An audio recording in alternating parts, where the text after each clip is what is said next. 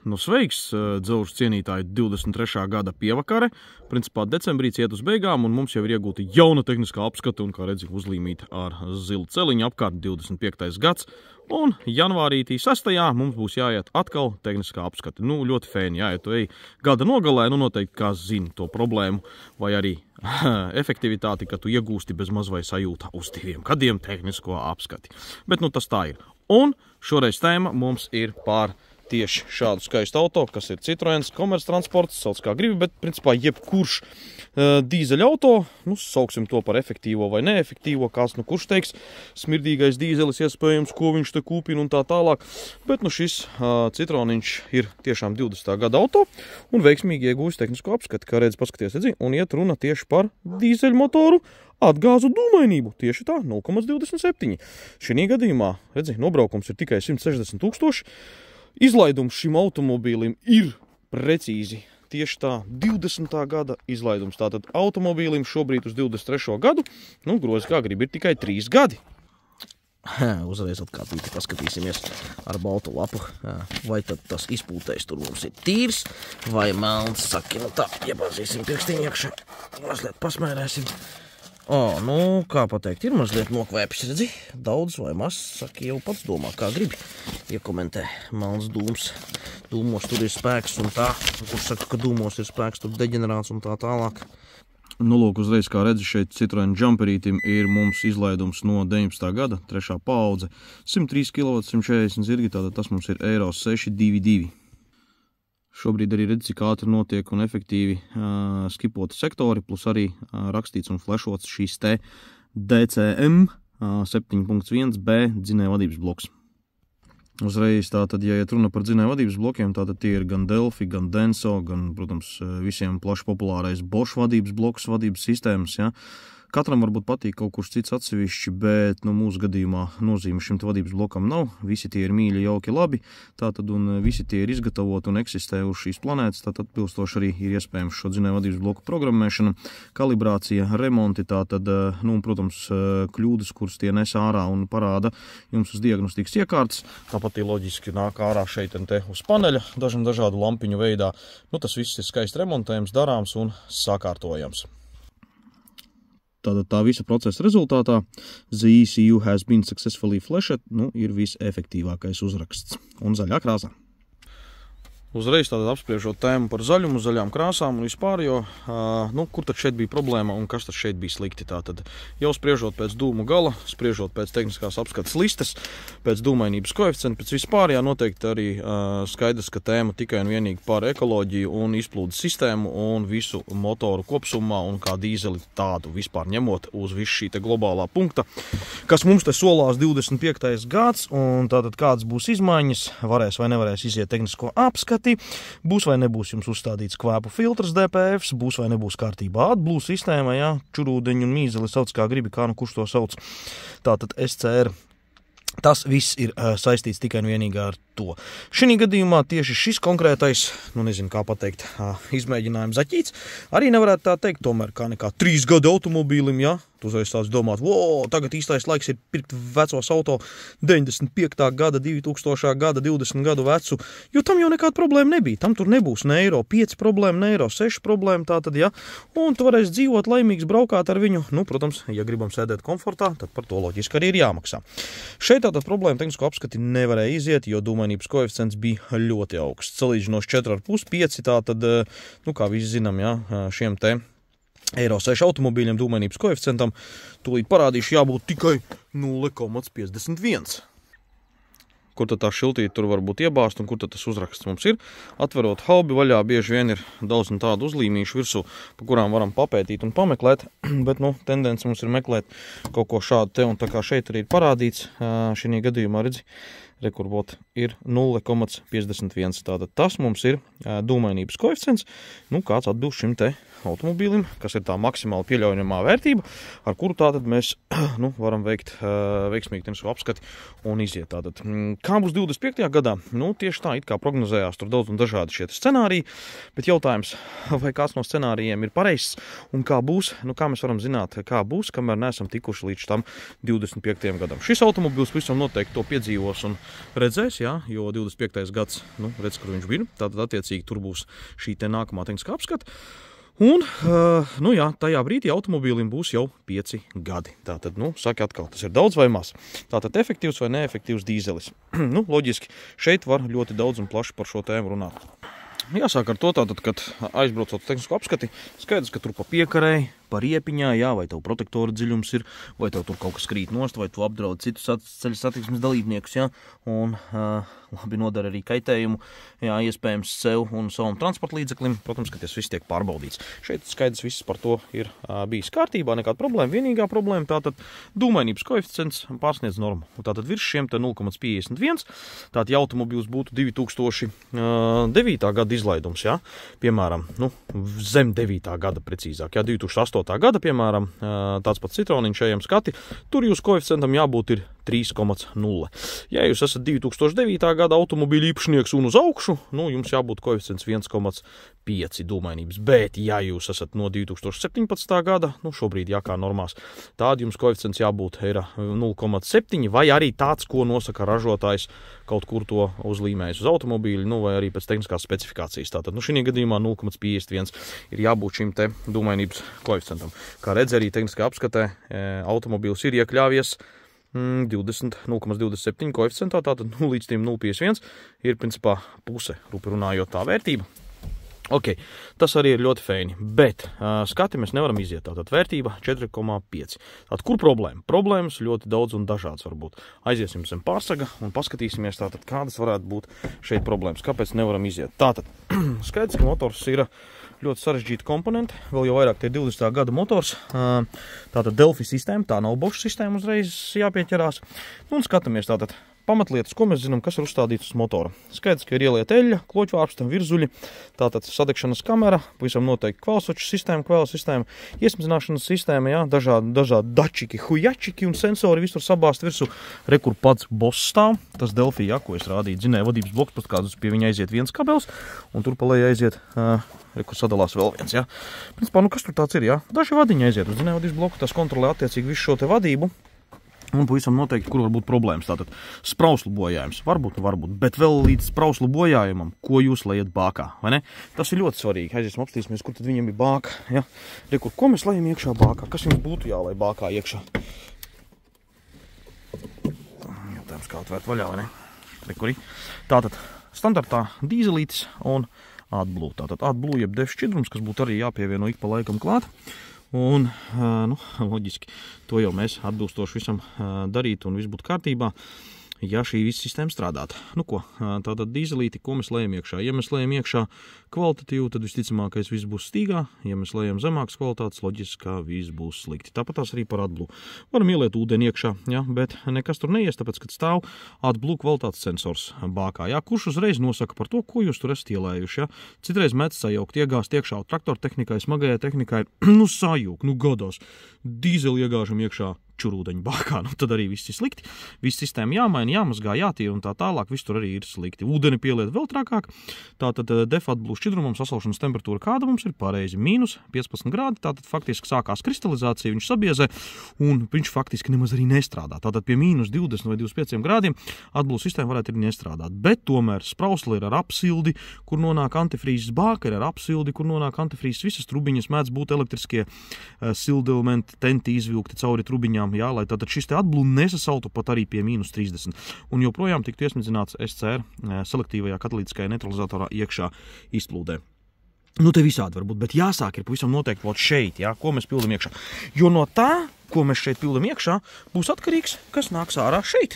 Un kad tas izpūtējs tev būs melns vai balts, jā, protams, loģiski, jā. Kvēpu filtrs tātad, ja SCR AdBlue sistēma un vispār viss sistēma strādā korekti, tad visticamākais šeit pārvelkot ap pirkstu, tur nav nekā, viss ir balts, tur var ar mēli laizīt, ja? Viss ir tīrs, ja tas efektīvi strādā. Ja ir kaut kāds bojājums, jā, vai kaut kas, tad visticamākais truba būs melna, bet arī pat var būt ar visu to, kad nekādu bojājumu nav, viss strādā korekti.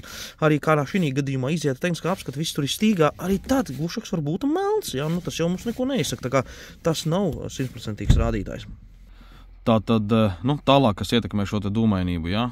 Lielā mērā paskaties, iesiet Googlē vārdiņu vienkārši frāzīti turbo un paskaties. Tā ir komponente turbīna. Tātad, kas tieši tā, kas ar izplūdes gāzes palīdzību dzen iekšā svaigu gaisu. Tātad, attiecīgi loģiski, kurā ir iekšā piesātināts ar skābekli, un tā tālāk tehnoloģija visiem ļoti saprotama, skaidra, tātad eļļošana un viss, bet šī komponente, ja ir kaut kāda problēma, viņa loģiski nestrādās, un visticamākais, ka dūmainības koeficients arī būs augsts. Tātad visticamākais šo te komponentu vienkārši ņemam nost, demontējam, pārbaudam, liekam uz stenda, izanalizējam, kas ar viņu ir vai nav slikti, kaut kāds trubas pušu un tā tālāk, un tad jau veicam konkrēti kaut kādu remontu, kas mums atkal uzlabos un efektivitēs dzinēja darbību, kā rezultātā arī notiks sadegšana korekta un pareiza, jā, viss te notiksies precīzi, un nebūs šis te lielais dūmainības koeficients. PN daļiņas, tātad particles per million ppn, tātad, loģiski, viss tas strādās korekti. Lūk, nākamā komponente, kam ļoti jāpievērš uzmanība. Un te ir arī tas moments, ko lejam bākā, to šī komponente smidzina iekšā. Un kā viņi to izsmidzina, kāds ir smidzinātāju galvs, kāds ir stāvoklis, paskaties šeit te, ja, smidzinātājiem atkal goglītē. Ko ieraksti dīzelinjektoru? Vienkārši pilns ar video materiāliem, izglītojoši. Pamācamies, ļoti labi te visu var saprast, parādīt. Mūsdienu pasauli vispār. YouTubes, nezinu, TikToks, visi pilns vienkārši ar efektīviem un labi skaidrojošiem materiāliem, kur mēs visu šo te varam izglītoties un izprast. Tātad, ja mēs lejam iekšā švaku degvielu, ja mums tā turbīna nestrādā, nepūš gaisu, tad kā šis inžektors varēs ar šo visu tikt galā? Un visticamākais loģiski, ka viņam arī ir, saudabīgi, teiksim, dabīgs izdilums, kur sprauslā šeit galā, ja? Tas saucamais smidzinātājs, viņš efektīvi vai neefektīvi izdilst. Jā, tad atkal Bosch, Denso, Delphi, tātad sprauslu ir ļoti daudz un pilns vienkārši ar viņām, jā? Viņu konstrukcija ir daudz un dažādi, kur šādi te Common Rail šī sistēma standartā, kas mūsdienās tiek plaši lietot automobīļos, smagajos auto, gan traktortehnikās, tātad pilns ar viegliem automobīļiem, un viņu pārbaudu uz stenda. Tātad, ja ir aizdoms par to, ka sprausla varētu būt bojāta, kur šādi te, viņa neizsmidzina precīzi, netaisa šo te tīro balto migliņu maksimāli, jo šie te jaunie modernie spiedieni, kas ir 1000 bāru sistēma, tas jau ir maz, 2000 bāru sistēma, 2400 bāru sistēma un tā tālāk, jo, piemēram, standartā pilnā jaudā viegliem automobīlim, kaut kā 1600 līdz 1800 bāriem spiediens šajā te Common Rail kopējā rampā, tāpēc arī saucās sistēma CR, Common Rail, notiek šis te spiediens, kur uzpumpē šis te augstspiediena pumpis, high pressure pump, loģiski viņam ir atkaitēsīgi arī tur dačiki, hujačiki, tātad rampā iekšā mums ir spiediena sensors, kurš nosaka, cik tad ir liels šis spiediens. Sūknī ir volumetrika sensors, varbūt arī plūsmas devējs un tā tālāk, temperatūras dačiki iekšā, bet lielā mērā pa lielam piedzenot ar vai nu ķēdes vai siksnas palīdzību, vai arī zobratu palīdzību notiek šī te degvielas augstā pumpēšana no zemspiediena daļas uz augstspiediena rampu.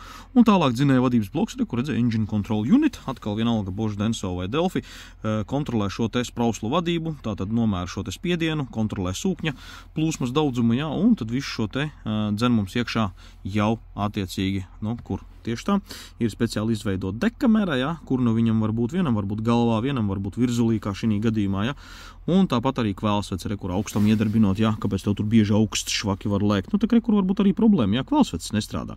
Vai arī sprausla izlej, nevis izsmidzina, tātad. Kā to nosaka? Precīzi, kur ir stends, tātad uz stenda tiek uzstādījis šis sprauslas, un uz stenda ar stenda palīdzību nosaka sprauslas darbību. Tātad, vai šī sprausla ir pilnībā adekvāta un strādā korekti, tātad gan sūkni var uzlikt uz stenda virsū, Kas ir stends? Stends ir speciāla iekārta, tātad, kur tiek imitēta motora darbība, tātad sprauslas tiek saliktas smuki rindiņā, un visu tu skaisti redzi aiz stikla kolbas stikla, tātad vai vienalga tātad aizsarga telpā, tātad kur to visu to varas precīzi novērot. Protams, arī raušanas efekts, vai ne? Jo izrautās sprauslas ārā mēdz būt ļoti liels challenge. Ja neapstrādā pareizi ar keramiku speciāli neieliek iekšā, tad ārā var ļoti grūti nākt. Un kur ir arī smidzinātājs galā. Tā kā pa sprauslām ļoti daudz informācijas, tātad un sprauslu bojājumi ir ļoti, ļoti milzīga problēma. Te ir tikai tas, ka tu sprauslu saremontēji, atjaunoji vai nopirki jaunu, viņām vēl virsū ir kodi uz sprauslu galvām, un tas kods ir jāieraksta, kur precīzi, pareizi dzinēja vadības blokā, Dzinēja vadības blokā šeit te mozgos. ir jāieraksta iekšā, tur zem pārsaga šī gadījumā, lai dzinējvadības bloks saprastu, kādas ir sprauslas ar kādām kalibrējošām vērtībām un lai viņš adekvāti viņas sāktu vadīt. Ja? Un tad tev tur nedūmos, nešaus tas motors, stabili strādās arī tukšgaitā, daļējās slodzēs, arī patēriņš būs adekvāts, tā kā pierakstīšana arī ir viens no diezgan brutāli, vitāli svarīgiem momentiem. Ja? Atkal atkārtojos, jā, tas ir nepieciešams, ja? Jo ir momenti konfigurācijas un vadības, kur attiecīgi šo sprauslu adaptācija notiek automātiski un nav nepieciešams ievadīt speciālu kalibrējošo kodu. Tālāk varbūt ir svētīgi paskatīties, kā vispār strādā dzinējs, dīzeļdzinējs, kāda ir tā darbība, un mēģināt izprast un atrast, kur ir problēmas. Jo, teiksim tā arī fakts, ielikt jaunu, izgriezt ārā, kaut ko izprogrammēt, saprogrammēt, tur ok, tas ir skaidrs, bet izprast un salabot sistēmu, tas ir challenge, saproties, lai tu varētu sajēgt, kas ir noticis. Šī gadījumā, piemēram, arī ir bojājums reāls, kad ir dūmainība tik liela, kad attiecīgi ir kaut kāds defekts, un tad viņš ir jāmeklē. Ir risinājums, piemēram, šī gadījumā noraunost kvēpinieku pastās iekšā, tātad viņš ir vienkārši aizsists un pilns, varbūt nogājis jau savu, 160 000 nobraukums, un viss viņš vienkārši ir jāmet ārā. Ok, ko mēs darām? Protams, vienkārši varam izmest ārā, iepirkt jaunu, ieliekam iekšā un braucam. Vai ar to problēma būs atrisināta? Nē, jo visticamākais kvēpu filtra aiziešana ciet vai saplīšana, sabojāšanās vai kaut kāds cits bojājums viņam var būt izraisīts. Piemēram, pat, ja tu ieraugi un viņā kāds ir saurbis caurumus, tāpēc, ka viņš vienkārši pastāvīgi ir gājis ciet, tad loģiski viņam arī ir bojājums. Tātad. Bet kur tad ir pati problēma? Pati problēma atkal sākam no tā, ko lejam bākā un kā strādā šis motors, un vai sadegšanas process notiek efektīvi un pareizi. Tāpēc palaižam augšā un paskatāmies. Redzi, dīzeļdzinējs tātad. Šeit uzreiz tik daudz tēmas, ko apspriest. Paskaties, ir 4 taktis. Šobrīd, kā redzi, atveras ieplūdes vārsti.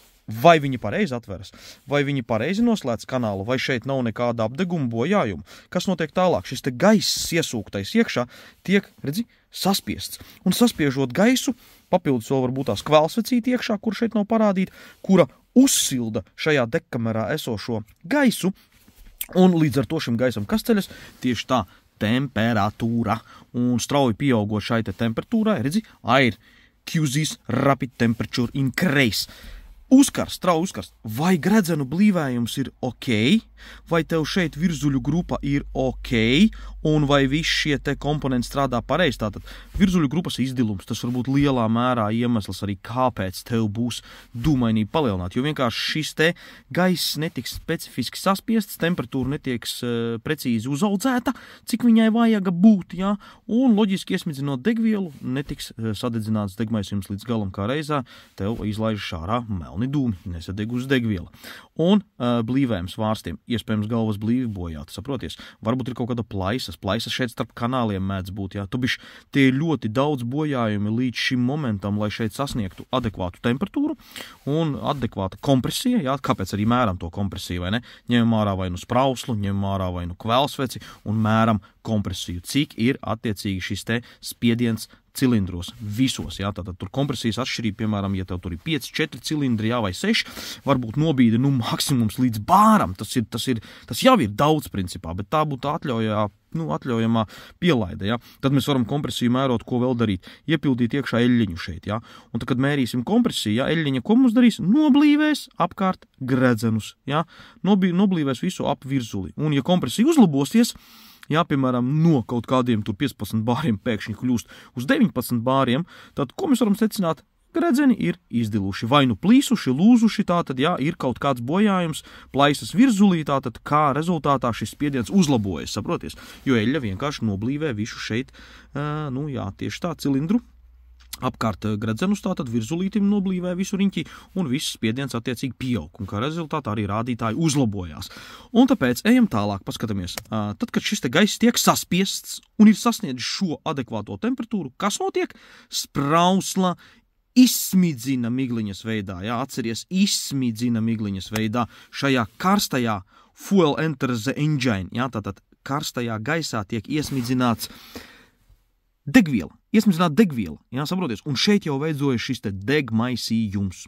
Un atkal dzinējvadības bloks precīzi nosaka slodzi, darbības režīmus, tātad temperatūra, kāda ir motoram, izsmidzina šo te degvielu noteiktā daudzumā, šajā karstajā gaisā, un šī degviela uzliesmo. Sāk aizdegties molekulārā līmenī, sāk aizdegties. Un atkal, lai viņa efektīvi aizdegtos, te ir jābūt sprauslai ar adekvātu izsmidzināšanās kvalitāti. Jo, ja te būs pilieni, ja tā sprausla iečurās, ja tās, teiksim, iemīzīs iekšā šajā te, tad loģiski tajā cilindrā iečurājot, ietecinot degvielu, viņa vienkārši molekulāri netiek sašķelta un izlido ārā, izplūdē jau kā kvēps, nesadegusi degviela. Un šī gadījumā, ja ir bojājums, piemēram, sprauslē, nomainot kvēpu filtru, ielieksim kvēpu filtru jaunu iekšā, kas ar viņu būs? Protams, viņš būs ciet. Kvēpu filtrs kā jebkurš filtrs, tātad degvielas filtrs, piemēram, gaisa filtrs. Gaisa filtrs arī ātri aizies ciet, ja jūs dzīvosiet vienā gruntenē, jums tur peles taisīs smidzeņus, un gaisa filtrs būs ciet. Tātad arī kvēpu filtrs būs ciet, Un par kādu šeit dūmainību var runāt, par kādām dūmainības normām un par kādu kvalitāti vispār uz sadegušo degmaisījumu, tātad un kvēpu filtru ilgmūžību. Viss slikti. Tāpēc jāiedziļinās, kur ir problēma. Ja kvēpu filtrs aiziet ātri ciet, tad visticamākais ir kaut kur problēma. Tāpat, ja SCR aiziet ciet, tad arī AdBlue neiesmidzina kvalitāti šo te tātad AdBlue šķidrumu iekšā. Mīzeļi netiek korekti izpludināti. Un šeit skatāmies tālāk. Tātad, ja viss te notiek korekti, uzliesmošana, tad attiecīgi šis viss kvalitatīvi aizdegas. Ja izveidojas pareizs spiediens, paskaties, cik smuki sadeg šis degmaisījums, jau degmaisījums, jo te jau ir gan degviela, gan gaisa, saproti?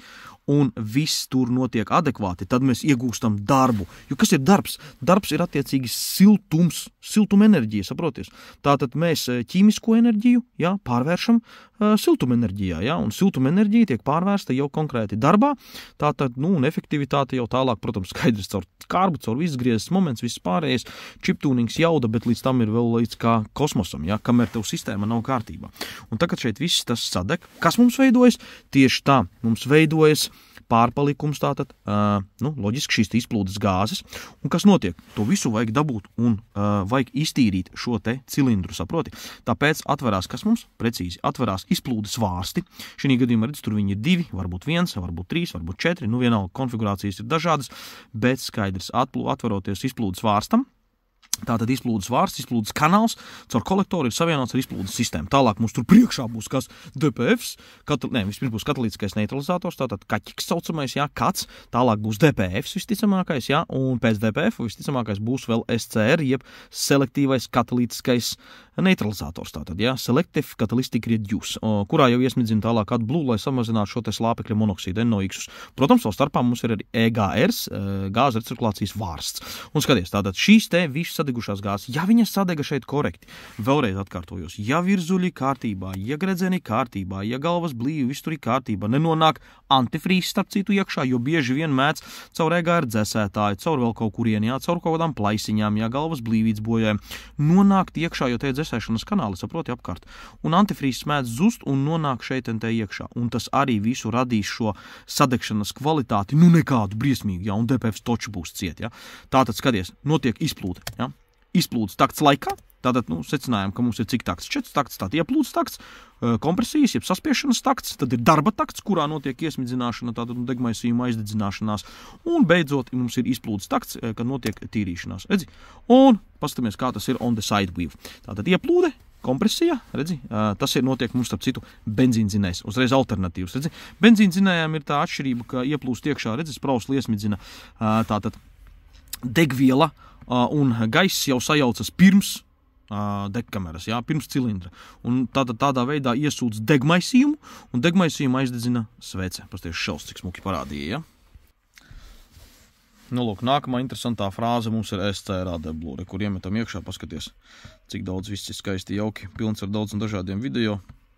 Fendt AdBlue SCR, kur, paskaties, cik daudz. Modriks Caterpillar Performance, AdBlue Solutions, tieši tā. Un AdBlue tā sistēma pavisam noteikti, kā viņi mums te strādā. Viņi strādā mums ļoti interesanti, ļoti efektīvi, un paskaties, kur viss atkal tev ir skaisti parādīts, Kāds DPFs, kur tiek iesmidzināts AdBlue iekšā, redzi, iet cauri mums viss kārtībā, selektīvais katalītiskais neutralizators un viss tur strādā. Ja viss ir korekti un viss ir strādājoši un efektīvs, tad tur, protams, viss būs čotka un nekāda problēma nebūs.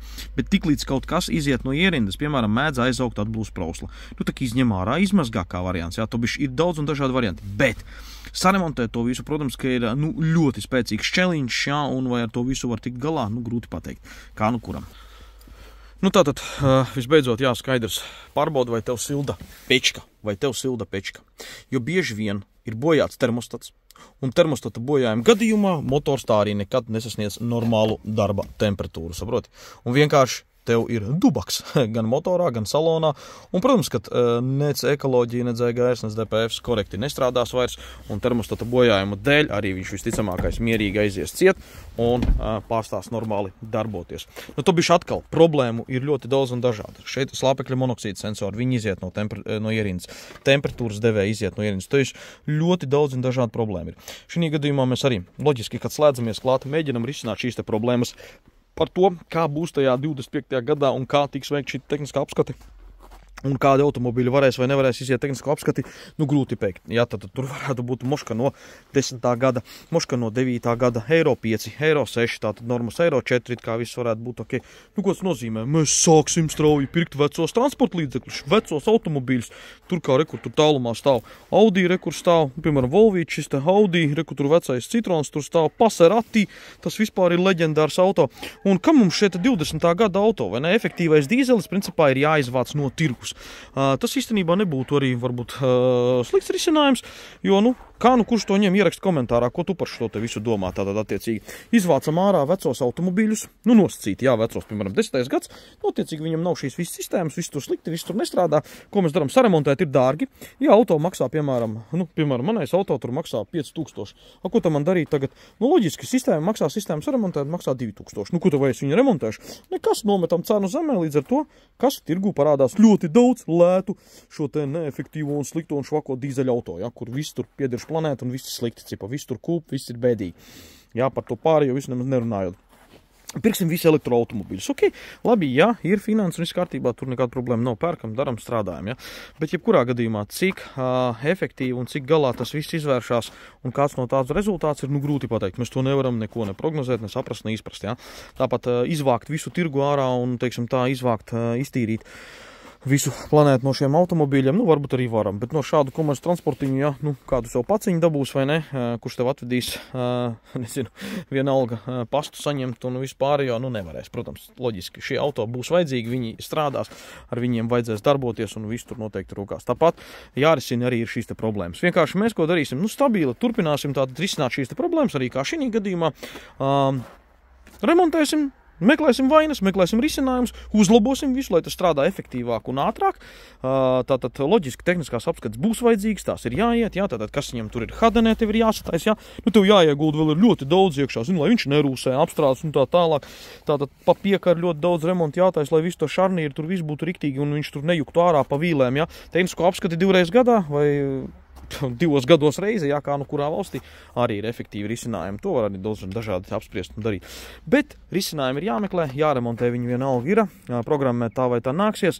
Un, tās problēmas var būt ļoti daudz. Šeit 20. gada redzēja autiņš, loģiski tu teiksi, brauksim tad ar 2000. gada, jā, kas ir reāli 20 gadus vecāks. Tieši tā, arī tas ir risinājums, jā, pārkāpt kaut kādā vecā auto, kurā, protams, ka problēma būs daudz mazāk. Tālāk, protams, ir komforts, jā, cik tev efektīvi un komfortabli patiek ar to visu braukt vai nepatīk braukt, jā, un tu gribi, efektīvs auto, neefektīvs auto, ierakst komentārā, ko tu domā pa 25. gadu, kādi būs risinājums, vai tā ir, teiksim tā, atkal kaut kāda efektīva tirgus tīrīšana, varbūt, jā, tātad pārkāpsim visi jaunos automobīļos.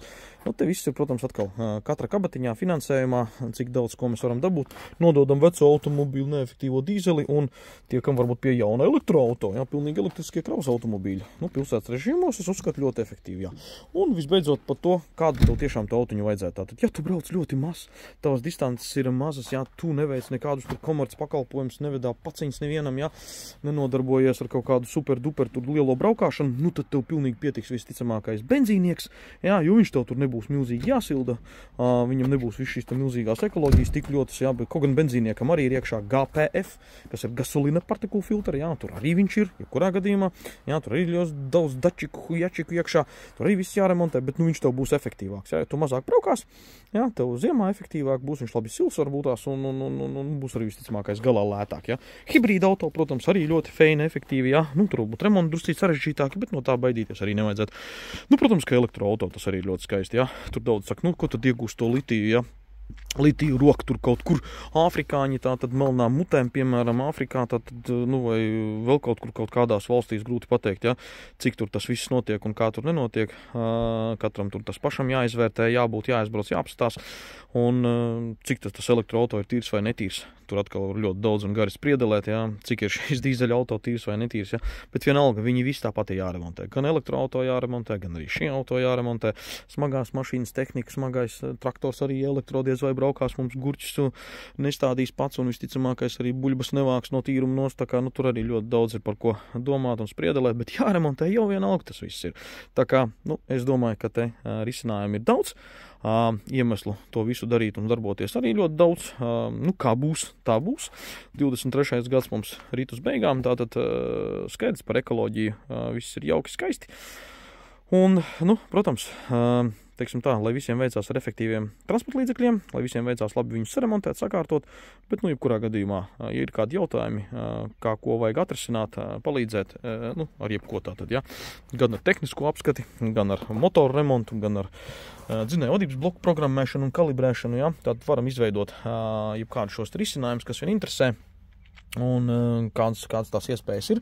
Tātad, jo te ir remontiņi ļoti daudz un dažādi vajadzīgi, tātad gan elektrosistēmām, kas ir vispārēji, ja, un gan arī viss, kas saistīts ar šīm te ekosistēmām. Tā kā, nu nezinu, te atkal katram daudz ko vērtēt, izvērtēt, bet jebkurā gadījumā visbeidzot, lai veicās dzaužu pasaulē, un, protams, stay tuned, kā sacīt, jāsaka, ja ir kādi jautājumi, droši raksti zvani, WhatsApps ir, nu, turpināsim filmēt visus tāds interesants video par un ap dažādām tēmām, kas kur kā notiek, bet šis tāds, es domāju, arī bija savā veidā noteikti visticamākais tev bija nomierinošs video, jo, nu, skaidrs, sistēma ir jāuztur kārtībā, protams, daudz un dažādi risinājumi jāveido, jāmeklē, bet, nu, paredzēt baigi to, kā būs un kāds būs tās iekārtas un ko kā vajadzēs precīzi darīt, nu, mēs īsti tā nevaram. Tāpēc vienkārši pielāgojamies apstākļiem.